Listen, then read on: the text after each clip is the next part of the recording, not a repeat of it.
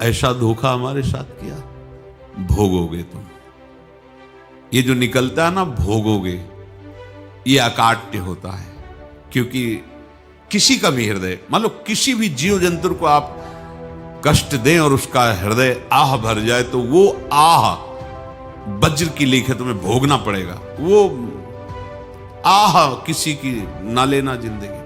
कोई ऐसा कोई आह भर करके कह दिया तुम समर्थ हो, हम तो कुछ कर नहीं सकते, और अंदर से दुखी, फिर तुम्हारी सामर्थ्य काम नहीं करेगी, मिट्टी में मिला देगी। ऐसा नहीं कि आप जो कर रहे हैं कोई देख नहीं रहा, कोई हिसाब किताब नहीं, जो कर रहे हैं अवश्य में भोक्तव्यम। बहुत सावधान।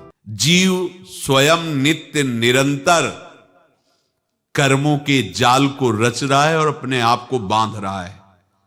आपको मुक्त होना है, बंधना नहीं है। जीव का जन्म कर्मों के अनुबंध से होता है, कर्मों के बंधन से होता है, और उसको अपना ऋण चुकाना होता है। कर्मानुबंध ये बहुत सूक्ष्म विषय है। जैसे आप जिस परिवार में जन्म लिए हैं, तो उस परिवार के लोगों से आपका ऋण है, इसलिए उसी परिवार में आप आए हैं। और ऋणानुबंध, उसको बिना चुकाए या बिना वसूल किए आप वहां से जाएंगे नहीं। आपको लेना है तो वसूल करना है, और देना है तो चुकाना है। ये पूर्व के जन्मों से निश्चित किया गया है। जैसे किसी के यहां पुत्र हुआ, जन्म से ही पैसा खर्चा शुरू हुआ, जो बड़ा हुआ तो उद्दंडता के द्वारा मार पूरे परिवार को क्लेश पर क्लेश देता चला जा रहा है। ये तुम्हारे कर्म का फल है। या ऐसे शक्तिहीन बुद्धिहीन ऐसे पागल पूरे जीवन सेवा करो, तुमसे अपना हिसाब चुकाने के लिए वो आया है। अब परिवार के जो सदस्य जुड़े आके, मतलब पत्नी आते ही पूरी हृदय में आनंद, परिवार में आनंद, और जीवन भर वो आनंद ही सुख देने के लिए उसका जन्म हुआ। वो अपना ऋणानुबंध मुक्त, और आते ही भयंकर क्लेश खड़ा कर दिया, बीच में दीवाल और झगड़ा वैसा, फिर अतरे दिन मारपीट शुरू, कलह अशांति, पूरा जीवन नरक हिसाब करने आए। यहां ऋण चुकाए बिना कोई जा नहीं सकता, ऋण चुकाना पड़ेगा। किसी का ऋण वसूल करना है तो किसी को ऋण चुकाना है, दोनों काम करने होते हैं। अनेक जन्मों में अनेक लोगों के साथ हमने जो बर्ताव किए हैं, अच्छे या बुरे, वो होंगे। अब किसी आदमी को हम जानते नहीं, अचानक मिला, अचानक टक्कर लगा और मार पीट गाली गुप्ता सब कर दिया, चुपचाप सह लो। क्यों? ये आपका हिसाब है, पूर्व का हिसाब। हमारा उससे कोई द्वेष नहीं, कोई संकल्प नहीं। अचानक घटना घटी और हमसे द्वेष करने लगा, हमें पीटने लगा, हमें गालियां दे, ये हिसाब है, चुपचाप सह जाओ। अपने घर का भाई ही भारी दुश्मन बन गया और क्लेश देने, हिसाब है। एक प्रभुदत्त ब्रह्मचारी जी की वाणी में पढ़ा था, एक महात्मा जी भ्रमण करते थे, तो उस समय असरफियां चलती थी, मोहरे असरफियां, तो उनको भेंट में देते लोग। तो या तो ठाकुर सेवा में लगे तत्काल, या संत सेवा में तत्काल लगे, उसका संग्रह करके डोलना ये ठीक नहीं है। बैरागी के लिए सिद्धांत में ये ठीक नहीं है। तो जब 2, 4, 6, 8 ऐसे मोहरे हुई, तो उन्होंने विचार किया कि और भ्रमण करके जब काफी मोहरे हो जाएंगी, तो प्रयागराज में जब कुंभ पड़ता है, एक बार पूरे सब अखाड़े के संतों को, अलग अलग संप्रदाय सब संतों को बुलाएंगे और सबको पुआएंगे। अब साधु है तो यही विचार करेगा, और क्या विचार करेगा। तो उन्होंने एक ऐसे डंडा बनवाया, बेंत, जो ऊपर से चूड़ीदार और भीतर पोला, और मोहरे उसमें डालते गए। और भ्रमण, जहां जहां श्रद्धालु भगत थे सबके यहां जाना और इच्छा रखना कि एक मोहर तो दे दे दक्षिणा में। कामना कोई भी हो वो बांधती ही है, ध्यान रखना। इसीलिए प्रभु जो चाहे वो करे, अपनी चाह नहीं रखनी चाहिए, अपनी चाह प्रभु की चाह में मिला देनी चाहिए। धीरे धीरे वो छड़ी भर गई, भ्रमण करने वाले महात्मा चूड़ी लगाई, इंतजार करते रहे। जब प्रयाग का कुंभ पड़ा तो चले। तो रास्ते में एक गांव में पूछा जाता है, जैसे कहीं रुको कि कोई श्रद्धालु ऐसा है जो संत सेवी है। तो कुछ लोगों ने बताया हाँ एक परिवार है बहुत संत सेवी है और आपको मिलाते हैं उनसे। आइए महाराज, घर में रुका, खूब अच्छा हलवा पूड़ी पवाया और जो घर के मालिक थे चरण दबाए। चरण दबाते दबाते उनकी दृष्टि पड़ी उस डंडे पे, इतना मोटा और ऊपर से कुछ चूड़ी सी भी नजर आ रही, इस डंडे में तो कोई रहस्य है ही है। अब महात्मा जी को खवा पिला के सुला दिया। महात्मा जी जब सो गए तो पत्नी से धीरे से कहा वो डंडा लाओ बाबा जी का। डंडा, वो चूड़ीदार जो ही खोला पलटाया तो सैकड़ों मोहरे। ऐसे संत रोज पधारे भगवान, तुम आनंद हो जाए फिर क्या। पत्नी से कहा नाप के कंकड़ लाओ। वो तो महात्मा जी तो खाए खीर पूड़ी, आराम से सो रहे। रात में पूरी प्लानिंग करके उसमें कंकड़ भर के चूड़ी लगाकर सिराने रख दिया, सारी मोहरें हटा ली। महात्मा जी आराम से छड़ी उठाए तो वजन पक्का। वैसे बड़े लोग चतुर होते हैं, पर ये नहीं जानते कि कर्म कितना भयानक होता है। और उनकी कोई संतान नहीं थी, पर धन में इतना प्रेम उनको था। बहुत सावधान। साधु महात्माओं के पास जो अर्थ है, गृहस्थी अगर आता वहीं से है, पर अगर उसको जोर जबरदस्ती या किसी छल कपट से, तो वो उसका विनाश ही करता है। आज तक का प्रमाण है। अब उनको ये भाव पता नहीं होगा, या पता होगा तो लोभ के कारण वो उसको मान नहीं पाए होंगे। महात्मा जी गए प्रयाग में, किसी अखाड़े पर रुके और वहां प्रार्थना की कि कल जो है संपूर्ण अखाड़ों का निमंत्रण किया जाए और सब संतों को भोग पवाया जाए और उनको दक्षिणा भी दी जाए। महंत ने सोचा कि बहुत बड़ा है तो उत्सव है, क्योंकि प्रयाग में कितने हजारों संत महात्मा सब। तो उनका महाराज बोरों इसमें चीनी और टीनों घी लगेगा, सब व्यवस्था। बोले आप मंगाइए, एक एक हिसाब हम करेंगे, हमारे पास सब व्यवस्था है। बोले कुछ तो पहले दे दो, वो इकट्ठे देंगे हम। उनको था कि अगर हम छड़ी खोला और दो चार मोहरे दी, किसी को पता लग गया तो गड़बड़ हो सकती। बोले हम भंडारे के समय आखिरी में सब कुछ आपको दे देंगे। ठीक है। वो अपने पास से पैसे लगाकर खूब जितना सामग्री सब लाए लाखों की, और सब संतों को निमंत्रण कर दिया।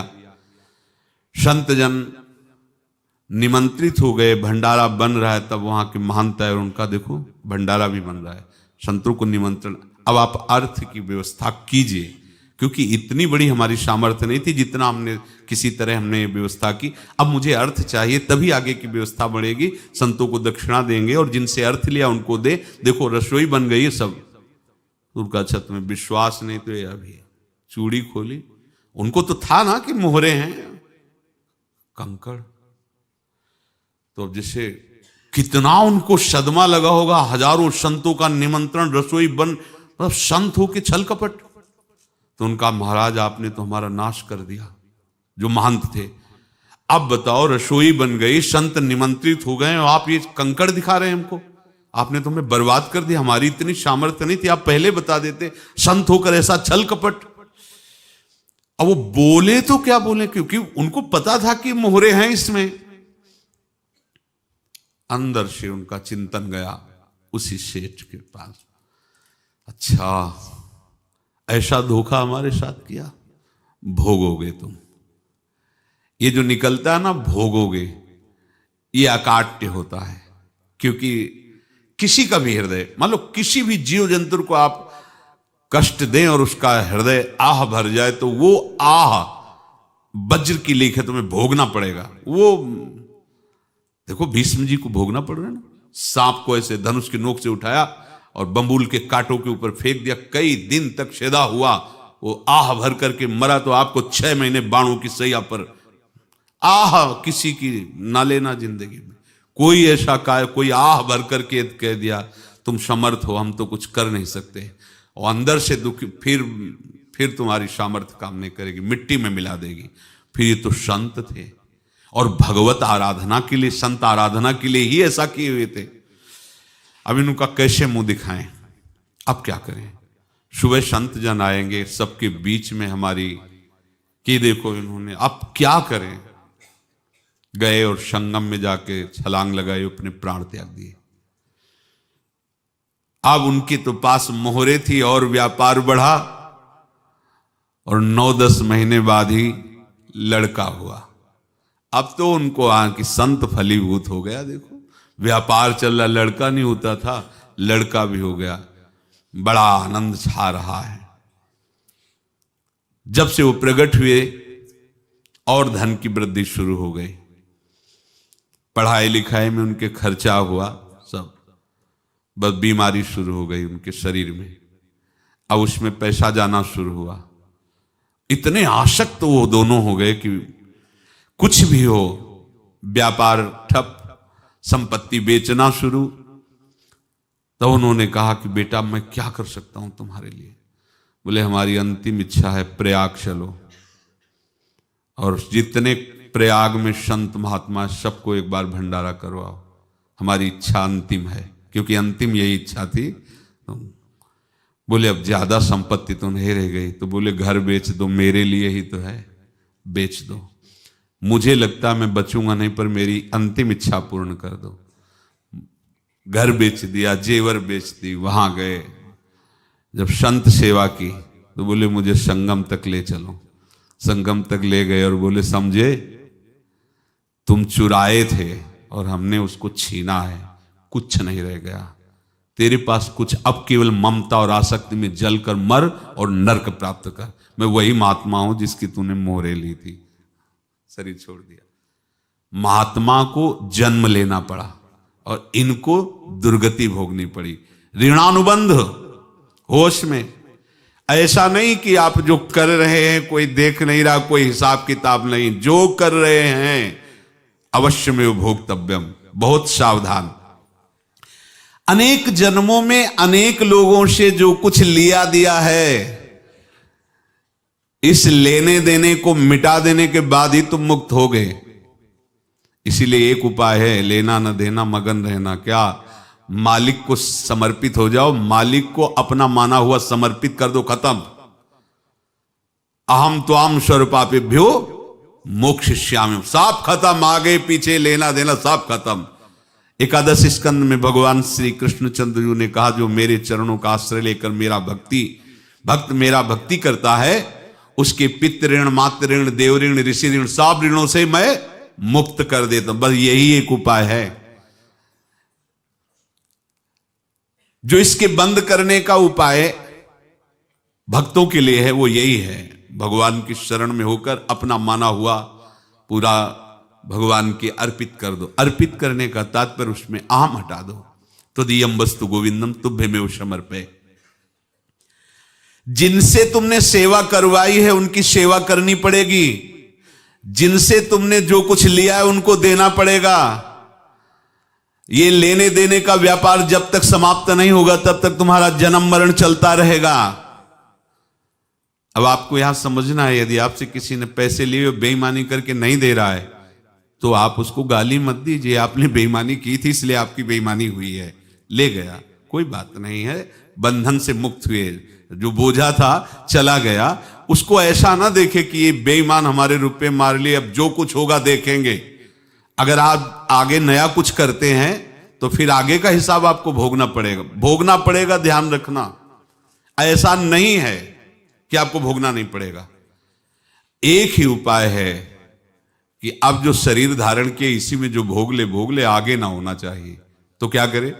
सर्वतो भावेन भगवान की शरण ले लें। ये तो सर्वाणि कर्माणि मयि सन्न्यस्य मत्पराः अनन्येनैव योगेन माम ध्यायन्तु उपासते तेषामहं समुद्धर्ता मृत्यु संसार से। ये बड़ा कठिन है पार होना, कोई छोटी मोटी बात है।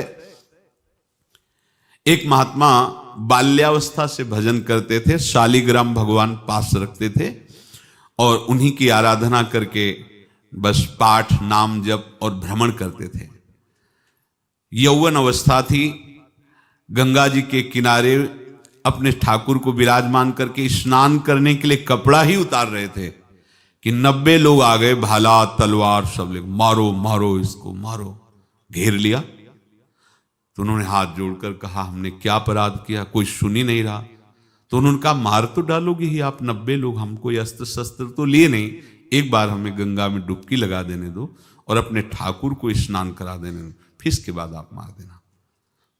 भगवत इच्छा से वो लोग रुक गए, स्नान किया और अंदर से प्रार्थना की, प्रभु ये क्या लीला है आपकी, आपके सिवा मेरा कोई है नहीं और ये मुझे मारना चाहते हैं।